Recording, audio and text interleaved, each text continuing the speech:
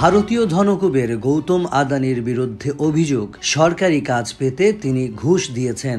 যুক্তরাষ্ট্রের নিউ ইয়র্কে আনা অভিযোগে বলা হয়েছে 26,50,00,000 ঘুষ কেলেঙ্কারির সঙ্গে তিনি জড়িত। তাকে নিয়ে বিতর্ক এই প্রথম নয়, বরং তাকে নিয়ে বিভিন্ন সময়ে একের পর এক বিতর্ক উঠেছে। গৌতম আদানি হলেন প্রথম প্রজন্মের ব্যবসায়ী। রকেটের গতিতে তিনি ধনী হয়েছেন। ব্যবসা শুরু করার পর মাত্র কয়েক দশকে তিনি এখন এশিয়ার দ্বিতীয় শীর্ষ ধনী। 2008 সালে আদানি মৃত্যুর খুব কাছাকাছি পৌঁছে গিয়েছিলেন। সে বছর মুম্বাইয়ে তাজমহল প্যালেস হোটেলে যখন বন্দুকধারীরা হত্যাকাণ্ড চালিয়েছিল, তখন তিনি আরও অনেকের সঙ্গে সেখানে আটকা পড়েছিলেন।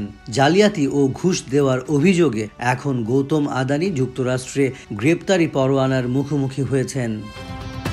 গত বছর মার্কিন শর্ট সেলার প্রতিষ্ঠান হিন্ডেনবার্গ রিসার্চ এক প্রতিবেদন প্রকাশ করে আদানি গ্রুপের বিরুদ্ধে শেয়ার জালিয়াতির অভিযোগ এনেছিল। ওই অভিযোগে আরও বলা হয়, কর ফাঁকির স্বর্গ হিসেবে পরিচিত অঞ্চল থেকে অবৈধ প্রক্রিয়ায় অর্থ এনে আদানির শেয়ারে বিনিয়োগ করা হয়েছিল। ওই অভিযোগের পর এক পর্যায়ে আদানির কোম্পানিগুলো $15,000 কোটি বাজার মূলধন হারায়। চলতি দফায় গত এক সপ্তাহে আদানির কোম্পানিগুলো $5,500 কোটি বাজার মূলধন হারিয়েছে। আগের বারের মতো এবারও সব অভিযোগ অস্বীকার করেছে আদানি গ্রুপ। তবে আদানিকে নিয়ে বিতর্ক গড়িয়েছে ভারতের পার্লামেন্টেও। আদানি গ্রুপের বড় বিনিয়োগ রয়েছে জ্বালানি খাতে। কয়লা ও বিদ্যুৎ প্রকল্প নিয়ে যেসব দেশে প্রশ্ন উঠেছে তার মধ্যে রয়েছে অস্ট্রেলিয়া ও বাংলাদেশ। প্রধানমন্ত্রী নরেন্দ্র মোদীকে রাজনৈতিকভাবে আক্রমণ করতে ভারতীয় বিরোধী দলগুলোর অভিযোগ, আদানিকে বিশেষ সুবিধা দেওয়া হয়। মুম্বাইয়ের একটি বিশাল বস্তি উন্নয়নের কাজ আদানিকে দেওয়ার বিষয়টি প্রায়ই সামনে চলে আসে। গৌতম আদানি আর সরকার উভয় পক্ষই এসব অভিযোগ অস্বীকার করে। তবে যুক্তরাষ্ট্রে সর্বশেষ যে অভিযোগ এসেছে, গৌতম আদানি ও অন্য 7 জন সরকারি কাজ পেতে ভারতীয় কর্মকর্তাদের ঘুষ দিতে রাজি ও পরে ঘুষ দিয়েছিলেন। এই কাজ পেলে আগামী 20 বছরে তাঁদের কোম্পানি $200 কোটি মুনাফা করত। পাশাপাশি তাঁরা ভারতের সবচেয়ে বড় সৌর বিদ্যুৎ কেন্দ্র নির্মাণের কাজও পেতে চেয়েছিলেন।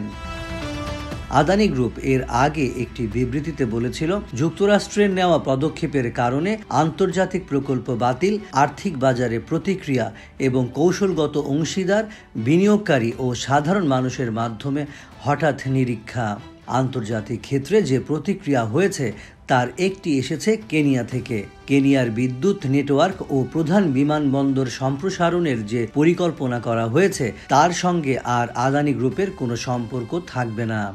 জোমো কেনিয়াত্তা বিমানবন্দর প্রকল্পে $185 কোটি ও রাষ্ট্রমালিকানার পরিষেবা ক্যাট্রাকোতে $73 কোটি 60 লাখ বিনিয়োগের পরিকল্পনা ছিল আদানি গ্রুপের। অন্যদিকে শ্রীলঙ্কা কর্তৃপক্ষ সে দেশে আদানির কিছু বিনিয়োগ নিয়ে তদন্ত শুরু করেছে। এর মধ্যে রয়েছে $44 কোটি 20 লাখ একটি বায়ু বিদ্যুৎ প্রকল্প এবং কলম্বোয় আদানি গ্রুপের নেতৃত্বাধীন একটি গভীর সমুদ্র বন্দর প্রকল্প। এই প্রকল্পের মোট খরচ ধরা হয়েছে $70 কোটি বেশি।